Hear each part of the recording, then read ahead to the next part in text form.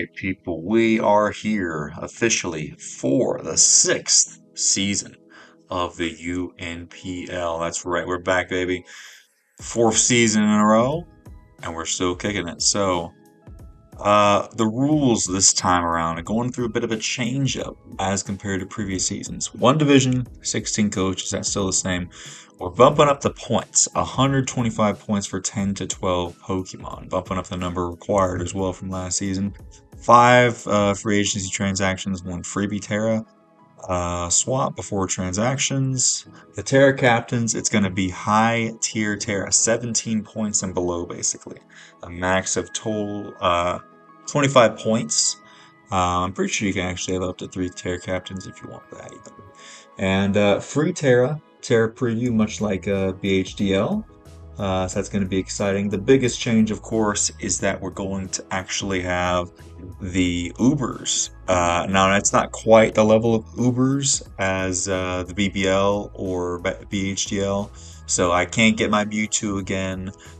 There's no Lunalas or Groudons, nothing like that. Um, Basically, it's just like your Kyurem Blacks and your Shaman Skies. Some of those like Chien Pals, Fluttermane still allowed. So kind of like the basically the silver and bronze is maybe a few golds uh, from BBL. So with that, we are going to get into our first pick. I was number 7 on the roster on the draft, which not a particularly great spot, but it did allow me to at least get a pretty decent Uber. And that is going to be Solgaleo here, Ashton Arbor. We're going to keep trying to go with the Mafia members for the skits. I know those are high demand, so I'm going to keep trying to go for it. I am in multiple leagues, and my teaching job is quite taxing, so I'm still going to try to do my best, but no promises that they'll happen every weekend because I might be busy. But Ashton Arbery, he was a lean and in charge of the headless kind of, and Solgaleo's a line, so I figured that fit pretty well. This thing's super bulky. It's got great defensive stats as well as some decent offensive stats. The biggest thing that stood out to me about this thing was its move pool. It's got a pretty decent move pool. It can set up rocks. It has recovery. There's great potential for weakness policy sets, but I'm not limited by that. There's a lot of stuff that I can do with this thing. Of course, we got the full metal body that I'll find in Solgaleo to keep me from dropping my defensive my stats. And 113th attack, that ain't too bad. Even 97 speed isn't bad either. So overall, pretty decent. Gets some good fire coverage. Gets Thunderbolt, some good stuff. Like I said, to start us off. And then from there, I wanted to get something fast. I wanted to get something. I've noticed that there's a trend of a lot of the Ubers are weak to both dark and ice. And of course, I think I wanted Chanpao at this point. If I could get it, it was gone by the time I got it. Of course, now for some reason it's free. Nobody has Chanpao, but I was like, you know what? Let me get the budget Chanpao Weavile, who is the figure. Now we had Arno Athanol, who, spoiler alert, is actually the figure, but this is kind of like his alter ego. The dude loves throwing out knives and shivs, and so that's kind of like his ice shards. So I figured this is him when he's in figure mode and he's roaming around the streets as a vigilante, going across the rooftops.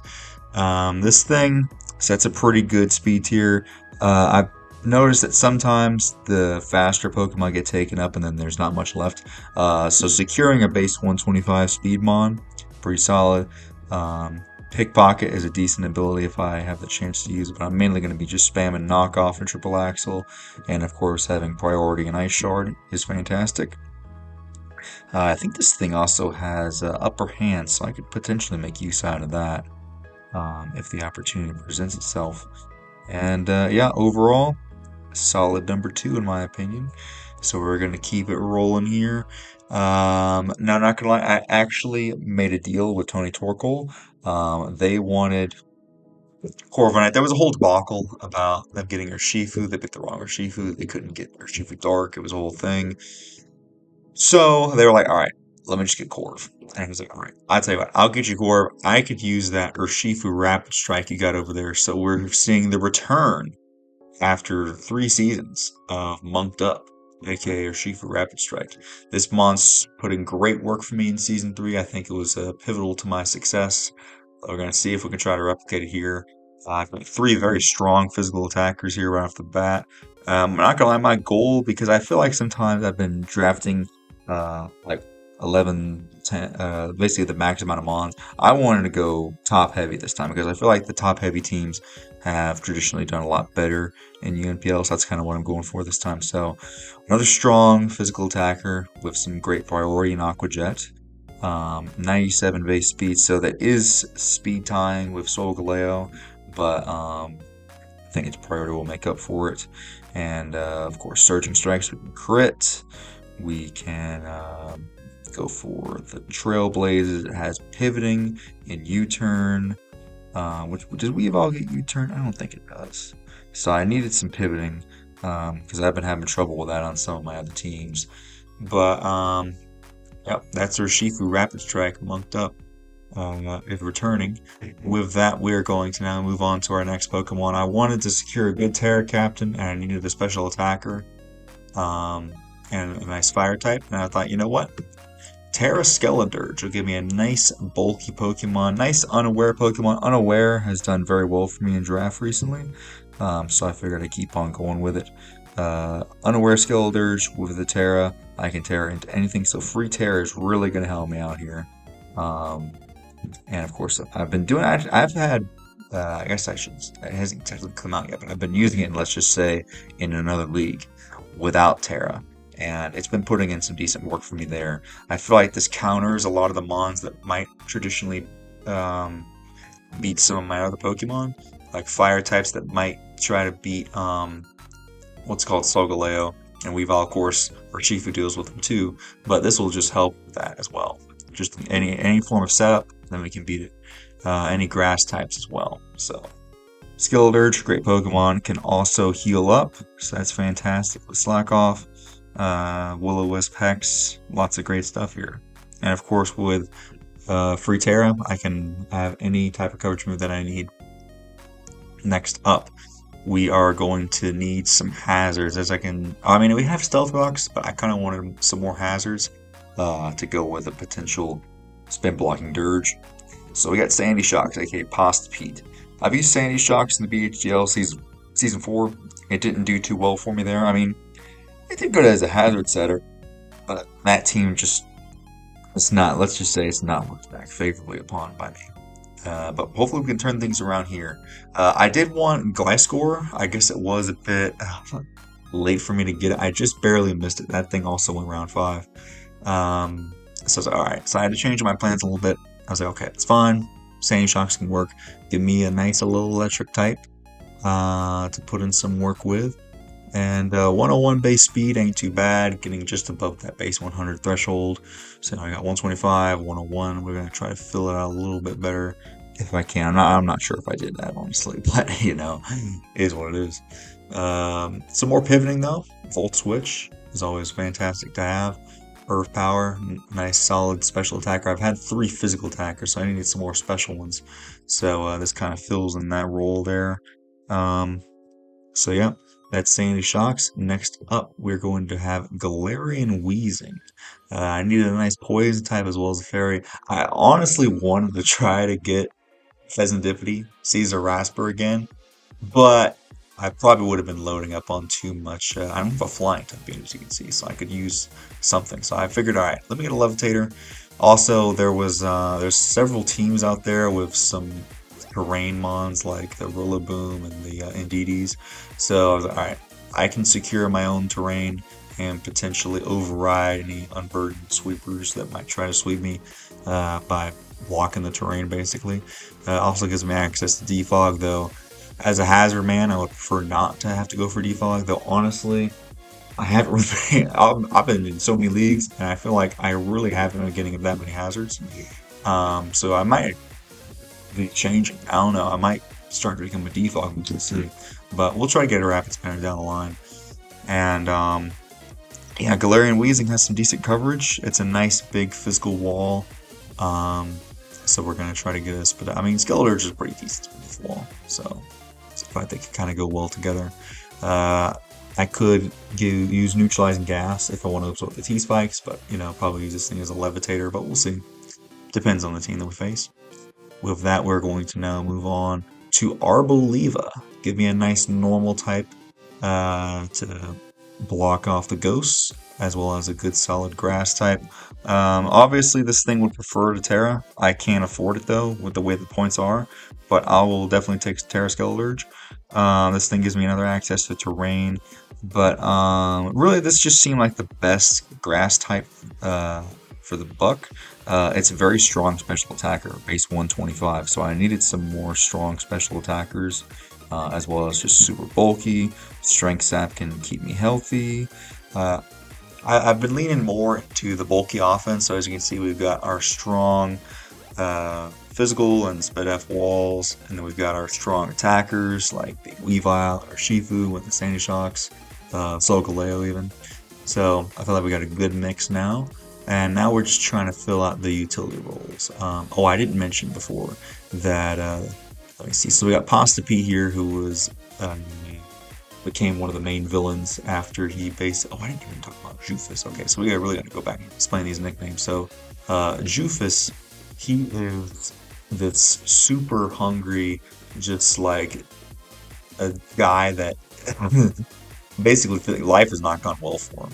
And he's sickly, and he's starving in more ways than one. He's hungry, and he's also wanting to get more out of life. Basically, he eats this rock that Caesar Rasper gives to him, and he basically it's a whole thing with a devil, and he gains some power. So I figured that Skeleturge, very bulky Pokemon, could kind of go with that. You know, crocodiles are hungry, and he's sickly, so he's kind of like a ghost. So I figured it all goes together. And then we have Sandy Shocks, who's Pasta Pete, who is basically a guy works at a restaurant, goes through a traumatic event, ends up becoming a spirit haunting the costume. And so I figured Sandy Shocks, who's this kind of like weirdly shaped, like has multiple eyes, looks like it's some type of Machiavellian thing. Or not what's it called? I can't think of the term. Call of Cthulhu type of thing. This monster behemoth over here kind of would go with that. If like a spirit was to take over a pasta animatronic suit and go crazy, I figured that's kind of what goes with this. Then we got half head over here, as you can see. I mean, it kind of speaks for itself. We got the big head and the little half head next to it. So half head was in charge of the headless. Along with Aston Arbery, and at one point he got shot by the genie and lost half his head, so that's why he's called half head. He barely survived, so I think that kind of goes with that. He's got that big top hat, so it kind of shows that he's the head honcho. So yeah, half head's a pretty important character. And then Beanstalk is actually a duplicate name going over from last season, or 2 seasons ago probably. No, I think it was last season. Shaman, but you know, I feel like it's the perfect nickname for it this time. I feel like it goes pretty well with it. So Arboliva is Beanstalk, and we're going to keep on trucking here with Altaria. Although they skip Sand Slash. Did I skip Sand Slash? My bad. Alright, sorry for the technical difficulty. So we got Sticky here, aka Sand Slash, who is also going to be a Tera Captain. I wanted a nice spinner. We're doubling up on the ground, but I figured wouldn't be too bad because it's a potential Tera Captain. It also can kind of fulfill the same role as Sandy Shocks. They probably won't come to the same game because they both get Stealth Rocks and Spikes. I'm probably going to be using Tera Dirge mostly, but if they need a Rise, I've seen Tera Sandslash put in the work, personally. It's beating an Iron Valiant 1v1, let's just say. But yeah, with that, Sticky is actually Benny, aka Bisharp, if you've seen the skits.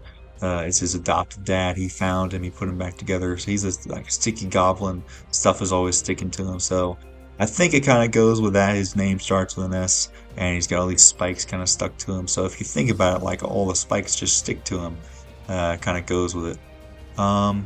So yeah, that's Sticky the Sand Slash. Next up, we are going to have Altaria, aka Vanya. I think the name kind of goes together. Vanya is like kind of the head honcho, if you will, of a casino that the genie runs. She's also my own character, Alfonso's love interest. She's a bird, so kind of goes together with that. I think she's actually a yellow bird, so the shiny would fit well. Um, but yeah, it gets access to defogs. Now we got two defoggers. Dragon type to finally round out the dragon fairy steel core that we started a long time ago. And yeah, it can Will-O-Wisp, gives me more recovery. So we've got a lot of Pokemon that can heal up and are bulky. So it kind of goes with that. And yeah, that's Altaria. And finally, we're going to round things off with Zangoose. I could have gotten two more Pokemon potentially, but like I said, I wanted to go more top heavy this time around. And I think I was successful with that kind of. But Zangoose here is doubling up on the normal, but I figured, I was going through the type chart, and this was pretty much the best way to do it, I think, without adding on any other extra weaknesses. Um, but basically, Zangoose is just here to kind of hit hard. I can't Tera. I have used Tera Zangoose in BHGL one time. Managed to take out a Great Tusk and some other stuff beautifully. Um, but this mon is just kind of like if I just want to break through. If they don't really have a normal switch in, then I can use it. Other than that, it's just kind of there on the side in case I ever need it. And this is named after Hans, uh, one of Frank's alter egos. That's kind of like this crazy German guy that goes around threatens people. He's crazy. Yeah, so I figure Zangoose is the right type of crazy to go with Hans. So yeah, that's the team. Um, Feel pretty good about it. I'm excited to see what Solgaleo can do. I've been told that it's been on the fraud watch, but I think it has enough of a move pool that it can serve well with weakness policy sets or just support very strong Pokemon. Um, Basically, think like a Metagross on steroids, kind of. Um, doesn't have priority, obviously, but can put in some work with strong Pokemons like Weavile and Urshifu. I guess I don't really have too much priority outside of that, though. That's suck.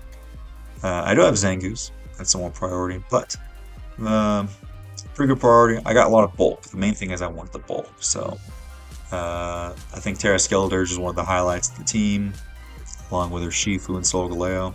So that's the team. We'll see you guys in week 1. Bye bye.